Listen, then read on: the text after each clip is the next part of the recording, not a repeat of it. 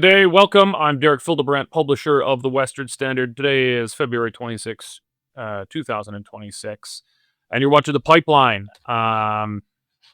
Be a bit more somber than usual, at least for our first segment. Probably going to take twice the regular time for it. Coming on the heels of the mass shooting in Tumbler, British Columbia. We've been on it since word first started to come out of Tumbler last night. We've had reporters doing really, really great work. I've been extremely proud of what they've done. But there has been a lot of obfuscation, deliberate, I would think, in at least many of the cases in this, from both the RCMP and the legacy mainstream media. And this was really a time for independent media like the Western Standard to shine. And I guess it was a lonely job. Not many outlets out there doing it. A few of our independent competitors doing their jobs, but none of the legacy guys. We're going to be talking less about the substance of the issue. I already covered that in an hour-long live stream earlier this morning. But I think we're going to talk more about how the media of this and the RCMP's handling of this in the media. We're also going to take some time, more chipper note, marking the 20th anniversary of Stephen Harper's first election victory in, I think it was January 2006. 2006. Yes. I remember it. I was a young lad. We're going to talk about that. Nigel Hannaford worked with Stephen Harper. You were his chief speechwriter for many years. And you were in Ottawa for the celebrations of that, so we'll get to that after. So we've Still coming down. still coming down from the wild party. Yeah. Traditional. And we've got Dave. Dave is going to be tired. Up late last night, coordinating our news team on mass shooting in Tumbler. But yeah, thanks for the work you've done. No worries. Tumbler Ridge. Tumbler Ridge. Did I say Tumbler? Tumbler. Yeah, okay, Tumbler Ridge. And coming to us from an undisclosed location, we have Jeffrey Epstein returning to us. Now he looks a little less. Still hiding in the desert.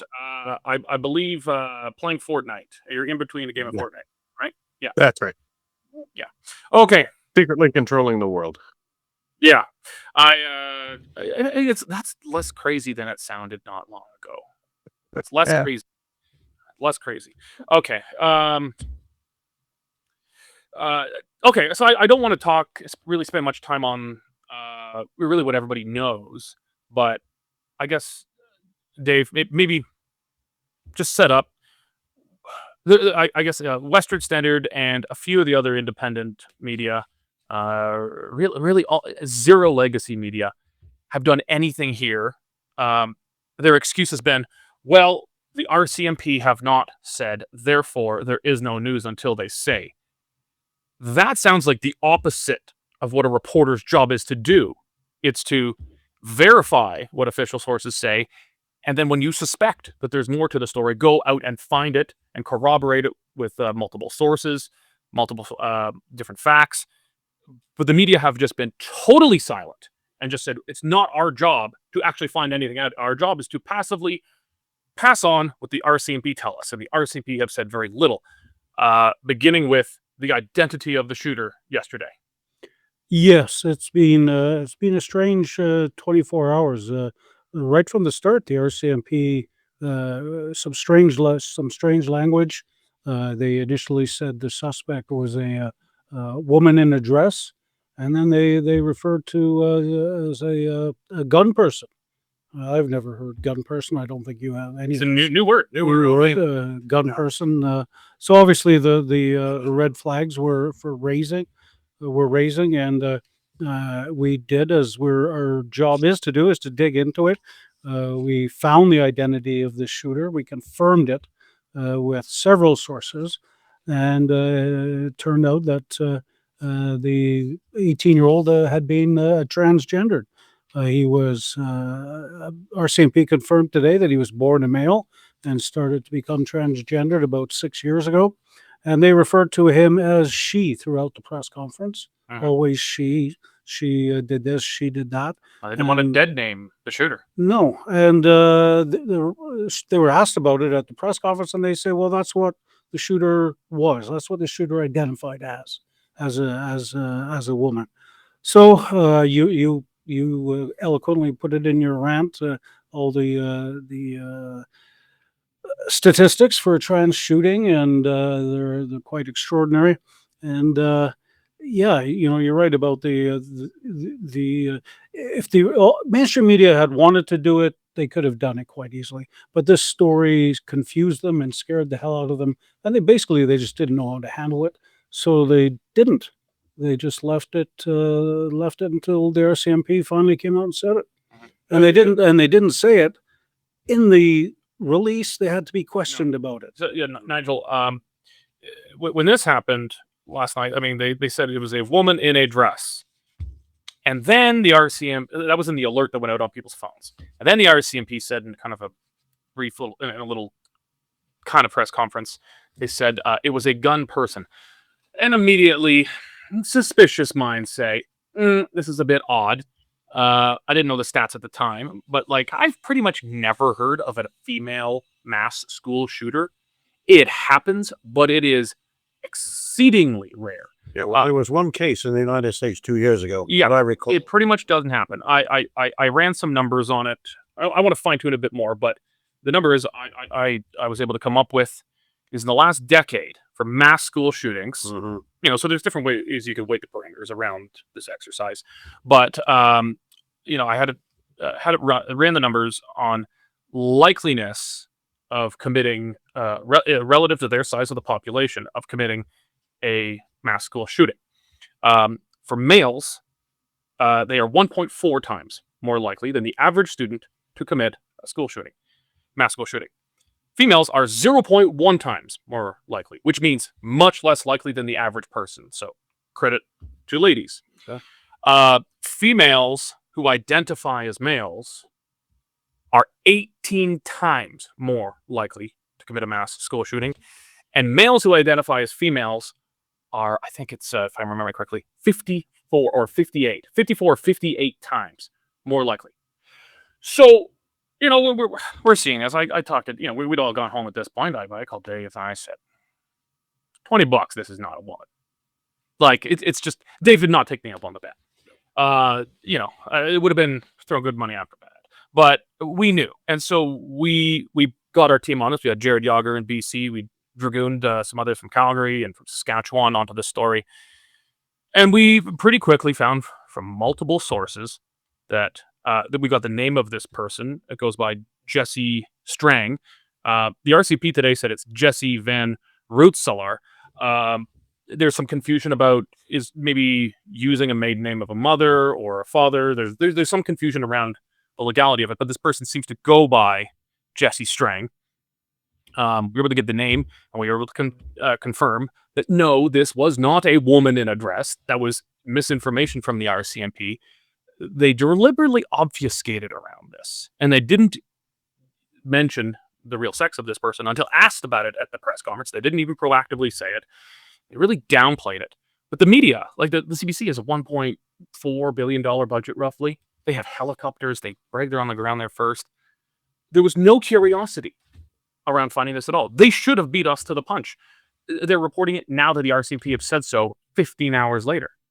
Well, you say there's no curiosity. I'll bet there actually was. It's just that particular organization is so deeply steeped in DEI, and that comes from the top down. To be fair to CBC, it wasn't just the CBC. It was CTV. It was Global. Yeah. It was Post Media. They're All of them. all Of them.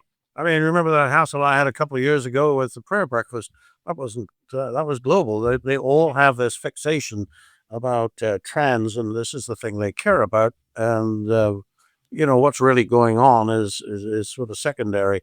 I first I heard was a woman in a dress, and I thought, what is this sort of Oscar night for mass murderers? And of course, the first thing I thought of was exactly what you two came up with. And congratulations on the story, by the way. So here we are. If a favored category of humanity does something dastardly, you're supposed to go really easy on it. Don't don't make too much of it, because it might mess things up for the rest of the category. That's outrageous. But anyway, here we are. Western Standard. You got it. Cory, what do you think? The media. I mean, we can attribute agenda to them.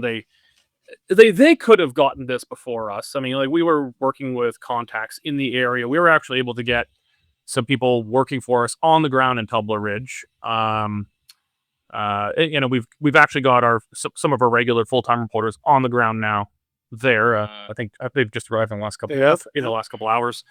But like CTV, Global, CBC, these guys have helicopters. You know how much I want a helicopter, if nothing else than the pure ego aggrandizement alone, let alone what we can do with it for work. If we had a helicopter, we would have said someone there. We did the best we could, and we're still probably amongst the first there. But these guys seem to have put no effort into finding this out. Legacy media did not ask any questions about this. This came from questions from independent media at the press conference. Zero disclosure of it. Why do you think it was that the RCMP was playing along with this? Like, and they arguably, I can't say for sure, but they arguably put people's lives at risk by being politically correct here, when the warning that came out on the phone was a woman in a dress. I don't know. Most of these, I don't mean to be disrespectful or, I'm not trying to have a hot take here, but most of these people are not very convincing. So if I'm looking for a woman in a dress, this is not what I am seeing, at least in most of these cases. I don't know what the person looked like. We'll have to wait for video footage to come out. That arguably put people's lives at risk.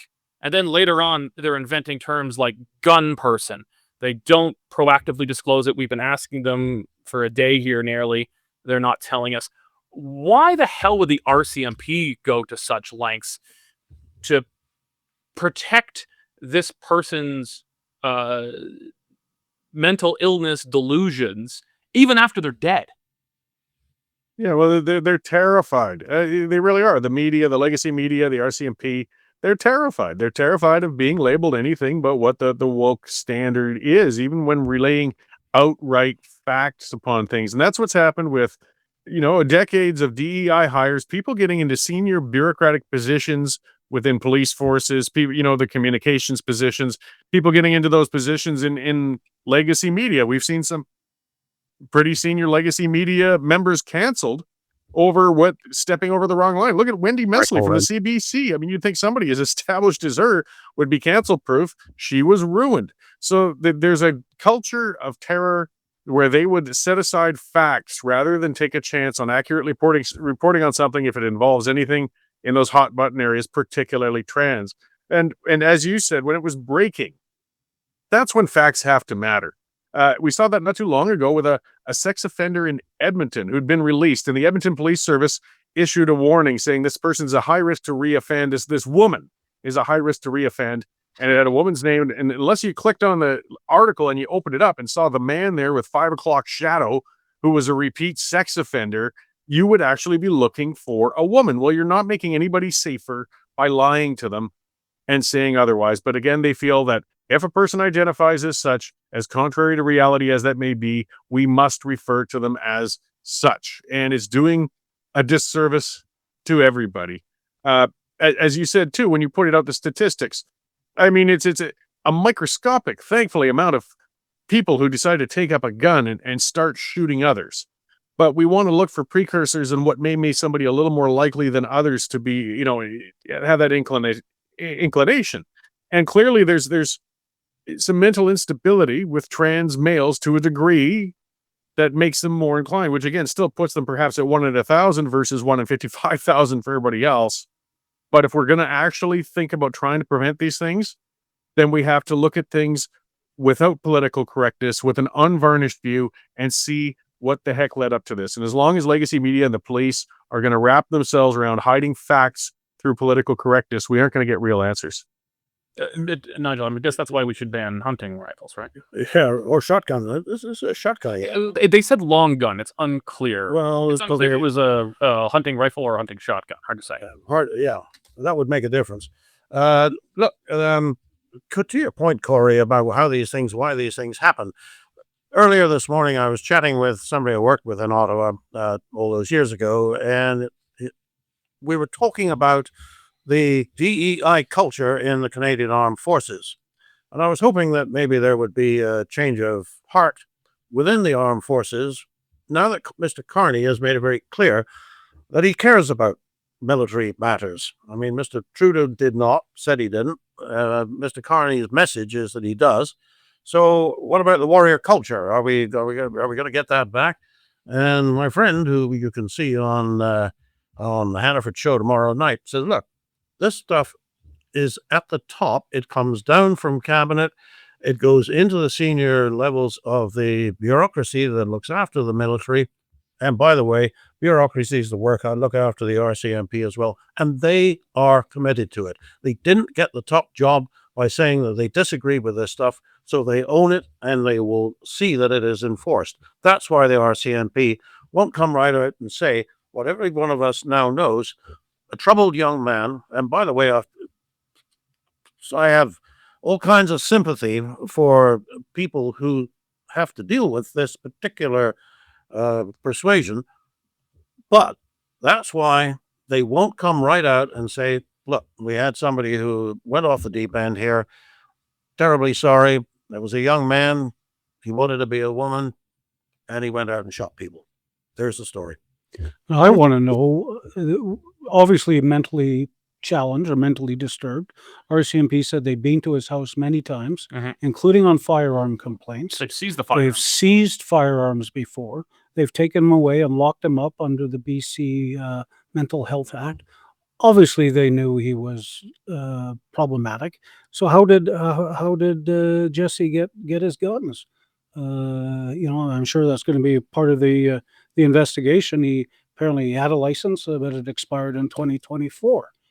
So here we have a young, mentally disturbed man able to get guns. Yeah. And you know that the government is going to draw the only obvious conclusion is that firearms should all be confiscated. Yeah, every time. The flags are already hauled down to half-mast in Ottawa. And like I said, I feel sorry for the people involved here, but this is not really our thing, our problem. Somebody's got to get a hold of this. The rest of the world goes on. I want to talk about some of the reactions here. For the most part, at least that I've seen, official reactions, politicians, etc., have been kind of thoughts and prayers, stock stuff, liberals, conservatives, EB, everybody, what you would expect. Let's go through some of the hot takes. Let's go through Cory's favorite here, Rachel Gilmore. That's always a fun one to pick on. She says, "You effing ghouls out here layering hate onto tragedy for your own disgusting political purposes. The shooter's gender identity does not effing matter. It only matters to sick Fs trying to exploit a mass tragedy to drive an agenda out of hate that will kill more kids. Monsters, all of you." Clearly, Rachel would never, just group together white straight men as a group to make a political point. No. I mean, she misses the point here entirely. No, trans people as a group are not responsible for this at all. There's one person responsible for it, and that's Jesse Strang or Van Restseller, depending which name this person's going by. That person's responsible. But it is clearly statistically significant when biological males who identify as females are 54, 58 times more likely to do this kind of thing than the average student. It's clearly statistically relevant. So, but of course, everybody says don't make a political point. These things are kind of inherently political. It's inevitable. They're going to get politicized to some degree. And both sides are going to do it. So, I mean, it's impossible to not happen. So I would just say that we should operate with trying to understand the other side, at least try to understand them, operate within some facts, and not be hypocrites about it. My favorite, though, comes from this guy. John, let's put it up on the screen. You remember this guy, Mark Slapansky. This guy, I just said let's be respectful, but I can't help it on this one. This guy's a douchebag. He kind of fashions himself as the most influential conservative guy online in Canada. I've hardly ever seen this guy. I have no idea who he is. Hey, who's this? Mark Slepansky. Okay. And he fashions himself a conservative, but I think he has the dumbest. I think, Mark, you beat Rachel Gilmore for dumbest take. You beat Rachel Gilmore for dumbest take on this. Do you know what kind of an achievement that is? He says, let's put it on the screen. If the shooter of today's mass shooting in Canada turns out to be trans, I blame Maple Mega. These people have promoted hatred against this tiny minority of people, pushing them to their breaking point. Okay, so he's correct that trans people more broadly are not responsible for the actions of this one trans shooter. But who is responsible is right-wing populist conservatives. They're responsible for the actions of this madman. It's the internet. People are gonna say dumb things. But like, I don't know, just let's all do ourselves a favor and just take 5 minutes before we hit send on things at this time, you know? Yeah, really.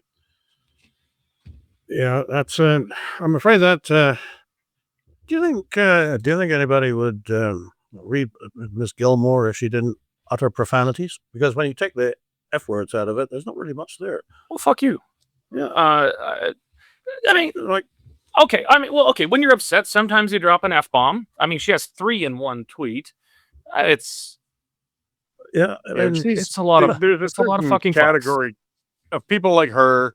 Nora Loretto is another one. She was dancing on the grave of the Humboldt hockey players when they got killed, and that Slepansky guy or whatever.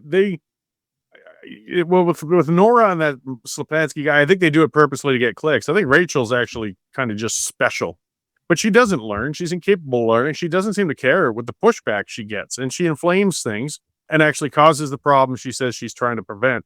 We might, I would bring it up, might as well. I mean, it was like a month or two ago when she falsely accused me of driving a trans person to suicide. Turned out it never actually happened. Of course, there was no retraction, apology, or anything of that sort out of her, but she did use that term to call me a monster.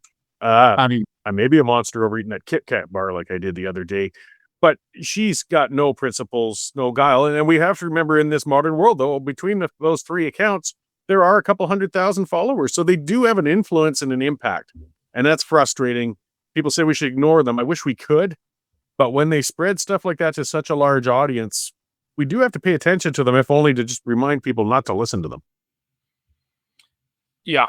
And you are a monster, Cory. Why would you eat a Kit Kat that way? It just called out to me. I'm seeing Jeffrey a therapist Epstein for is that. a monster. Check his Facebook feed for. Okay, well, let's turn a bit more towards what's inevitably coming here. You're already seeing it from some of the usual suspects online, but we're gonna see it real soon. Never let a good crisis go to waste. And this is going to be used not to reassess, hey, perhaps we should not, as official government policy, require that people buy into the gender dysphoria delusions of mentally unwell people who need our help. Instead, they're going to take the lesson. Well, now we need to ban more guns. Now, it's not yet totally sure what guns were used here. Some are saying a shotgun, and that would be an odd weapon of choice for this. But okay, perhaps a rifle. All they've said is long gun from the RCMP. We're hearing And a modified handgun. a modified handgun. Again, I'm not sure what that means. So it's unknown. But what we do know is, every shooting in the past has been used to try to seize the guns of lawful gun owners. Polytechnic was used for it with the long gun registry. The Dartmouth, Vancouver area mass shooting was used. Banning guns the guy did not use, and every one of the guns that guy used were illegally brought into Canada from the United States, probably with the wink, wink, nudge, nudge of the RCMP, because there's a lot of dirty pool in what went on there that has been totally swept under the rug. Here, we don't know enough of the circumstances of the guns themselves, but there's been pictures of what is alleged to be the gun locker. All pretty basic stuff. Nothing I'd show off to my buddies if I'm showing them my gun locker. They're gonna use this. It's their playbook. They're gonna use this not to have a serious discussion. Like, I'm not proposing to ban trans people. That's a stupid idea. That doesn't fix anything. I think we should have a realistic discussion about it.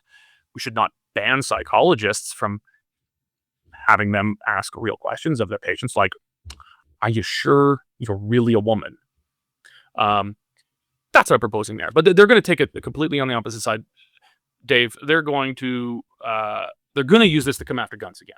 Oh, any excuse for Gun Grab Gary, and I'm not even going to try and say his last name, but any excuse that they can use to take guns, they will. And that's the bottom line. Yeah, I would think in a couple of weeks they'll be announcing some sort of new crackdown. Yeah, well, I mean, the line you always use on the conservative side, who are you going after? Gangs with illegal weapons or law-abiding duck hunters with their shotguns? Well, if it turns out to be a shotgun, there goes that. That used to be a pretty easy throwaway line, and now, well, you've got to go back and say, look, it's not the gun, it's the guy who pulled the trigger. You got to, and that's what you're going to say. Yeah, I mean, in this case, gosh, how many times did they go to the house? Yeah, several times. Like there's a failure of law enforcement here. Yeah. How much of it? Again, we don't know enough on this side yet, and we're not going to do as the entire legacy media and CBC they do and say, well, we have to wait until the RCMP tells us what is the story. After Halifax, I think that RCMP has lost all credibility on being a reliable source in reporting on these kinds of things. And that's the real danger of when the ideology takes over from the top and makes, these guys aren't stupid and they're decent people, but they makes them afraid to do the job the way the job needs to be done. That's where we're losing in this country. Do you remember it was just what was it? Just a few months ago, the RCMP said, I'm paraphrasing here, but the RCMP said, signs that you're someone might be getting radicalized is maybe they believed in gender equality and they don't anymore, and maybe they've all of a sudden believe in traditional family values. Yes, they are the people who are at risk of committing acts of terror and mass murder, not people with a rap sheet who have regular police visits to their house, clear mental health issues, firearms violations. Still confirming this, but it appears to be a pretty long track record online of dreaming of violent acts. When you're talking about a senior official, Derek, it shouldn't be an act of courage to identify somebody who has just shot umpteen people as a gun man, rather than as a gun person. It shouldn't be an act of courage to say a gunman in a dress. That would have been perfectly fine. And you're not necessarily trying to even be insensitive. You're not being like, oh, we're politically incorrect, we're based. No, it's a gunman in a dress. Yeah. Look, I've been covering school shootings for 4 decades now. First one that comes to mind is Tabor. Little Tabor, Alberta had a school shooting. Justin Lang was the kid's name. He was shot to death in the school hallway. From Columbine, that was sort of the big first one, and now they're a weekly occurrence in the United States. We never think that they're going to happen here, but in every single case, it goes back to the mental health of the shooter and the mental health of the young people involved. And there's usually some signs of it, and whether it's parents not picking it up or classmates not picking it up, teachers not picking it up, police not picking it up. No one picks it up until it's too late. Is it that they don't pick it up, or that they're frightened to death of being labeled a racist, misogynist, all the other nasty words? Could be little Tommy's got a problem. Yep, could be that. I mean, it's some of the stuff that we found that we haven't confirmed is his yet is very, very disturbing. Yeah. An obvious cries for help, and the kid was locked away, for goodness sake. And he was let out, and he still had guns, right? I mean, it's whether you're trans or not or whatever, it all goes back to mental health, and it goes back to the disgraceful lack of funding that all levels of government have put into mental health since I was born. And the willingness to do something about it when you identify it. Yeah. That's, along with the money, that's a problem. All of these people, even the guy who allegedly shot Charlie Kirk, known to authorities, mental health issues. Again, some alignment. He had a trans boyfriend who identified as a girl, I guess. So he thought that made him straight. hard to keep straight now, unintended, but there's so many common threads. It's always these people are known to authorities, and I don't wait too hard on authorities because, just because someone's on your notice list doesn't mean we could just lock you up in case you might be a mass casualty shooter. That's also not a reasonable way to deal with this. But what we're doing is clearly not working. When you used to, take your crazy Aunt Martha and just drop her off at Panoka, those days are over. You can't just commit someone easily, but maybe we're not committing people easily enough at this point. Maybe there's dangerous, disturbed people out there that we're not getting off the street. I'm not sure what the balance is to strike to minimize abuse of that system the way it used to be. But this is clearly not working. There's crazy people known to authorities that we allow to have guns. We got to take our guns away, but they're allowed to have guns. This is clearly madness. They probably have cars as well. So if you take the guns away, there's always drive into a crowd or something. I can do the old-fashioned London mass stabbing. Yeah. Okay. There's so much more that we could say on that, but I already spent an hour ranting about it this morning. I was ranting about it to my wife. I was actually thinking that after an hour, you just calm down, though. I actually got the worst of it out of my system. That's why I'm being a little forgiving of Rachel Gilmore's F-bombs. I think I dropped a couple this morning. So. Oh, okay. Oh, nothing like a guilty conscience to keep you straight. Yeah. Okay. Intended. All right. So. Hear about Mr. Harper? Yeah, 20 years. I remember I was a young university student when it happened. Actually going to university in Ottawa, so it was a big to do. But you were his chief speechwriter for many of those years, involved kind of in the heart of the government, and you were in Ottawa for the celebrations of the 20th anniversary. And what celebrations they were! This was the week of Harper, and the media suddenly discovered the man that they had derided, mocked, and unappreciated when he was actually in power to do something about it. So it started off with the unveiling of the official portrait, which is, it's a very nice bit of work, and there's been lots of. But Harper obviously made a speech of that, and he took the opportunity to point out that the preservation of Canada's existence must be our highest objective. He was totally sincere about that. And I'm looking back on those years that Harper was always 100% Canadian patriot. So he came through, and then I guess now the media likes to hear that. So he obliged in spades. Then the second thing was the party. That was everybody. It started off as a very small thing. They were just going to get a few people together who were in on it, and I bought my ticket like 4 or 5 months ago. And actually, if you still want a ticket, you can get one. It's going to be 500 people there now. Then it was 800. Then it was 1,000. In the end, there were 1,200 people packed into the Rogers Centre there, and it was a whooping and hollering and a happy time for conservatives generally.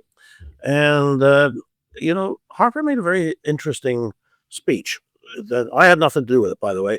He wrote it was a good speech in the sense that he criticized the Liberal government, not by saying they have done anything particularly wrong, but pointing to what the Conservative government did right in the 10 years that it had power. And just having, something like, crime in our time fell down to 30% of what it was when we took office. And then people who are very aware of crime around them, they're saying, wouldn't mind a bit of that. We lowered taxes. Sheepers. Imagine the government lowering taxes. And as he went through the list of of our accomplishments, there, I'm going to own it, along with 1,200 other people, you couldn't help but say, actually, that was a pretty good government. And he never had to say, and it was followed by a really lousy government. It was just obvious. So, and then finally there was, I'll let you get in here. There's one more thing that was great about that whole week. But, all right, I don't keep going. Finally, on the Thursday, the archives. Okay? How boring are archives? But there's an event at the archives. You lost everyone at the word archives. Yeah, 390 Wellington Street. And they had something like 6,000 boxes of paper records in addition to the electronic file, which was, 4 gigabytes that we'll use in 10 years. That government was meticulous in writing down everything that it did. Even small purchases, small decisions were reported. As a consequence, Harper's record in government is going to be one of taking government seriously. That if you do it, it matters, and you keep a record of it, and it helps you. It's a model of managing a large organization, and he was the manager. I'm going to have to take a little exception with that last part.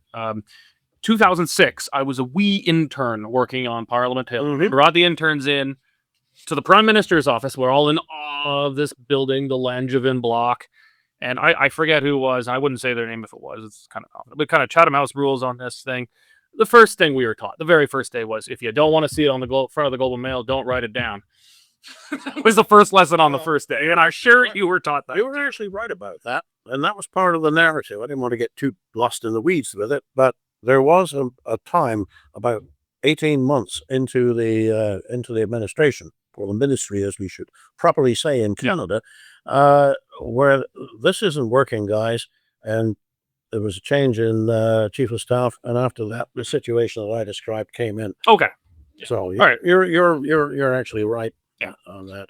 Okay, so I mean, the reputations of leaders very often, probably most of the time, improves and softens with time. Brian Mulroney is a pretty big example of that. Mhm. Utterly despised and almost universally hated by everyone but his caucus, at least, when his prime ministership came to an end and he left office. With a lot of hindsight, people have a much kinder view of him. I'm not sure I'm one of them. I think he screwed the West and the party got what it deserved for it. But I can at least appreciate the statesmanship of the man, and he tried to do big things, even if he failed. And I don't necessarily even agree with the big things he was trying to do. Well, But- that was a big thing. That Yes. made a lot of people. Well, yeah, that one was pretty universally considered. And the GST was hated for. Within 2 years, everyone accepted it, and it's kind of baked in. Okay. I'm trying to think about how I think of Harper. I think I was more kind towards Harper as prime minister as he was prime minister than I think I am now. Not because he did something necessarily wrong. He did some things wrong, but he got a lot of big things right. But Cory, my view of the Harper government, I think, has gotten a bit worse with time because it seemed to be focused on short-term incrementalism, being the term of the time, incrementalism gains, all of which, or nearly all of which, were completely undone in the first 6 months after Trudeau defeated the Conservatives to form government, become prime minister, because the Harper government didn't seem to focus on, for lack of a better term, the meta politics, changing the overall political culture, dismantling leftist institutions, going into the universities, cleaning out the rot, putting our people in, going into the CBC, firing the top 5 levels of management, putting our people in. These institutions all stayed effectively the same at the end of a decade of conservative rule. And so when that rule inevitably came to an end at some point, it was completely washed away. So I think my view of the time of the Harper government, however well-intentioned it was, I think it's gotten worse over time. I don't know. Am I just being crotchetier and more cynical than even you, or I don't know?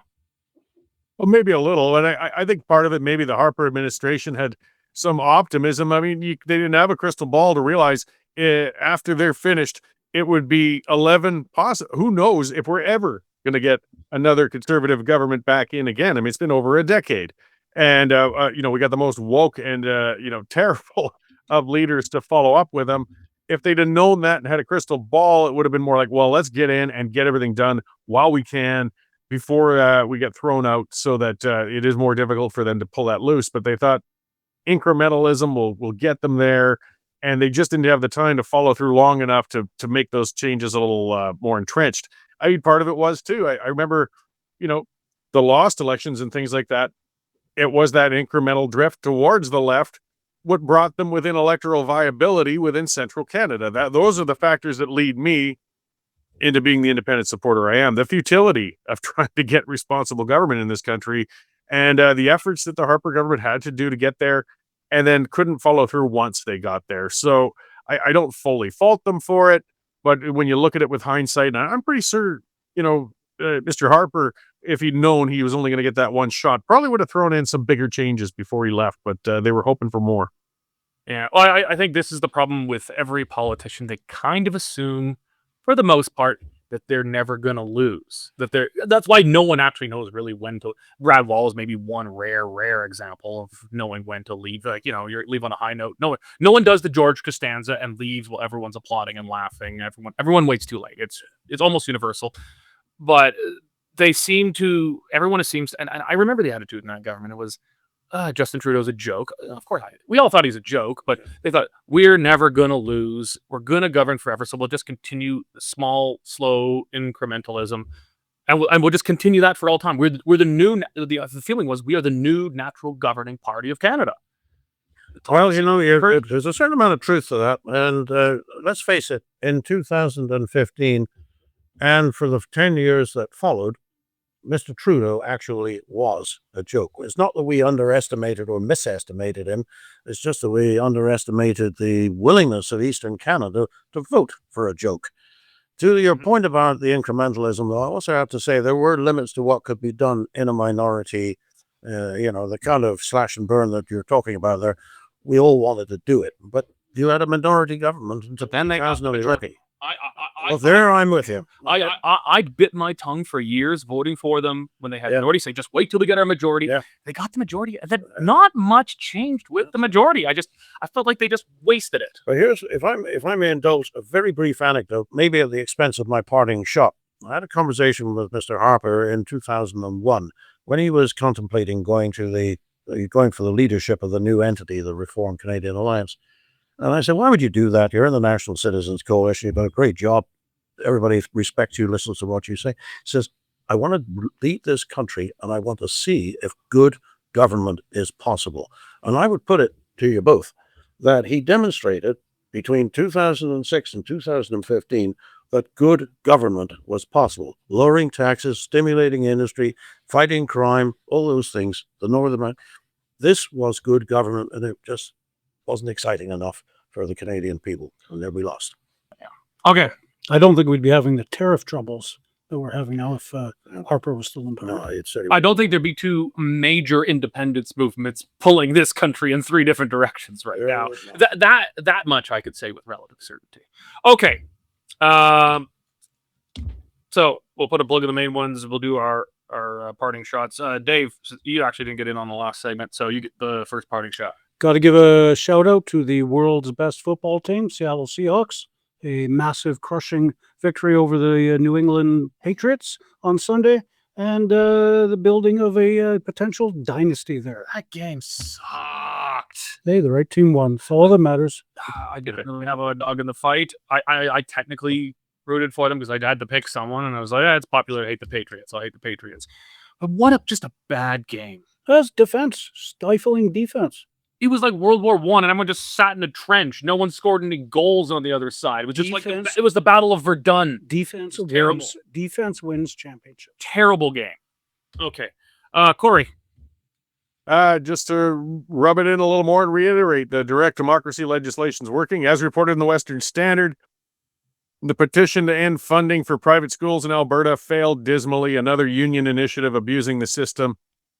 Petitions that have general popular support will get through, but the union-led whimsical crap is falling by the wayside. Just reminding them, the legislation's good. I actually am kind of coming to like these guys abusing the system because they get failures. Like when they tried to recall half the UCP caucus, every single one failed. And so we get to just celebrate their failures. So go ahead, keep abusing the system, guys. It costs a little bit of money from the taxpayer, but it's worth the lulls. Yeah. Nigel. So, I'm really puzzled as to why Jason Kenney would insert himself into the debate over whether Bad Bunny was a good halftime show in the... whatever you think about it was or it wasn't, what's the upside for Mr. Kenney to get involved at all? And if he feels that there is an upside, by God's green earth, would he ever say something like that? This was the best ever. If you go to the English translation of that, it's not the best ever. It's not even close. Yeah, I'm not gonna pile into the culture war on thing. I thought it was stupid. But I think the last few are stupid because they're not actually concerts. They're kind of live action music videos at this point. It's meant for right close up faces on the camera. It's not really. If I had paid for a Super Bowl ticket, I'd be upset because I'd be an American and they're not speaking America's main language. Okay, whatever. What is the best? No one besides Bad Bunny thought it was the best. Well, actually, if you read the translation, Rachel Gilmore would probably agree with you. She'd agree with me. That it was sorry, with Kenny, that it was the best. It's full of expletives. Yeah. Yeah. Yeah. Okay. Well, yeah. That's forgotten. Yeah. And I'll finish off. I don't know, Dave, has the story out yet or not? Maybe we're still working on it in the newsroom. It's now been confirmed that there was a data leak from the National Gun Owners Database. The federal government leaked or had hacked the identities of like millions of Canadian gun owners. So I don't know. Criminals can do one of two things with that information. They could say, okay, now we can go target these people to steal their guns, or they might say those are the wrong houses to rob.